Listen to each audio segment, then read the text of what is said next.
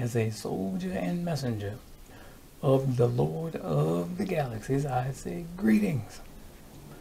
Hopefully, after absorbing the following information, you humans who are atheists will reconsider following the infantile scientific architects of this physical matrix straight to hell with Satan and his demons.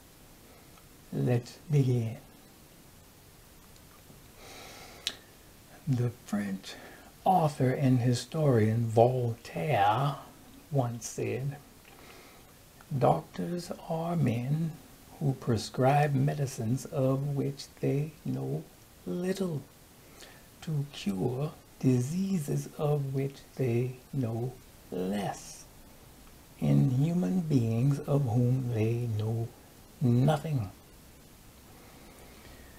The American statesman, scientist, and philosopher Benjamin Franklin once said, "God heals, and the doctor takes the fee." Yeah, Voltaire and Benny speak complete truth indeed. The Greek philosopher Plato once said, "They do certainly give very strange and newfangled names to diseases." Well, Plato, we couldn't agree more. Here are a couple of examples. Borrelia b. Burgdorferi, which is the bacterium that causes Lyme disease, or Treponema pallidum, which is the bacterium that causes syphilis. Scientists concoct superfluous jargon of insignificance, or simply mumbo jumbo, such as the preceding, to belittle the common man or woman. For scientists know that common humans don't know their secret code language. This serves to boost or bolster their infantile egos. However, we are here to provide a little ego deflation for the pseudo-elite of your planet. Let's start with the fact that after billions upon billions of years in existence upon the earth, your species still can't cure a common cold or the flu. To add insult to injury, according to most estimates, there are some 30,000. Let me repeat that. 30,000 diseases known to mankind. However, your ever-pompous, pseudo-sophisticated scientists of insignificant secret code language can cure only 12 diseases. Chickenpox, smallpox, rabies, SARS, or severe acute respiratory syndrome, polio, shingles, diphtheria, Hib disease, malaria, whooping cough, pneumococcal disease, tetanus, typhoid fever, yellow fever. Yeah, 12 out of 30,000 or more. This would be laughable if it weren't so profoundly pathetic. And there are new viruses and bacteria discovered constantly around the globe. Wonder who's causing this to happen. Well, here is the Lord of the Galaxies on the medical subject. Holy Qur'an, Surah 16, verses 67 through 70. and of the fruits of the palms and the grapes you obtain from them intoxicants and goodly provision. There is surely a sign in this for a people who ponder. And thy Lord revealed to the bee, make hives in the mountains, and in the trees, and in what they build. Then eat of all the fruits, and walk in the ways of thy Lord submissively. There comes forth from their bellies a beverage of many hues, in which there is healing for men. Therein is surely a sign for a people who reflect. And Allah creates you, then he causes you to die. And of you is he who is brought back to the worst part of life, so that he knows nothing after having knowledge. Surely Allah is knowing, powerful. The ancient Egyptians used honey from bees as an embalming fluid and a dressing for wounds due to its antibacterial and anti-inflammatory properties. Honey is still being used in this context to this very day. Bees also provide you humans with a substance known as propolis, which is in essence bee glue. It is known to be effective in treating cold sores, genital herpes, and post-surgery mouth pain.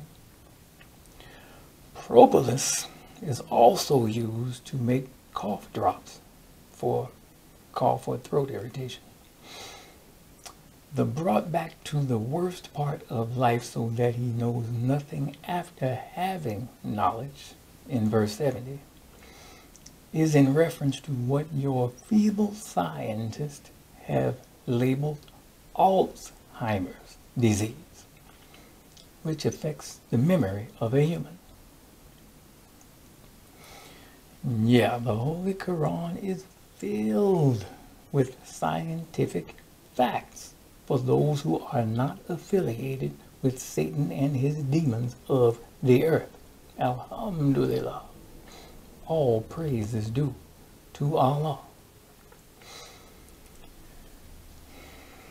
Now, why in the name of sanity would any human put their faith in the feeble sciences of man when it is the Lord of the galaxies that provides all that is necessary to heal the human in his vegetation and other creations? To you who disbelieve, there's still a short time to save yourselves by bowing in submission to your Lord before Armageddon is complete.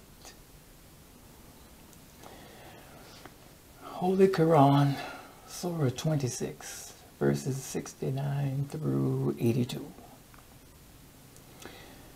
And recite to them the story of Abraham, when he said to his sire and his people, "What do you worship?" They said, "We worship idols, so we shall remain devoted to them." He said, "Do they hear you when you call on them? Or do they benefit or harm you?" They said, "Nay, we found our fathers doing so."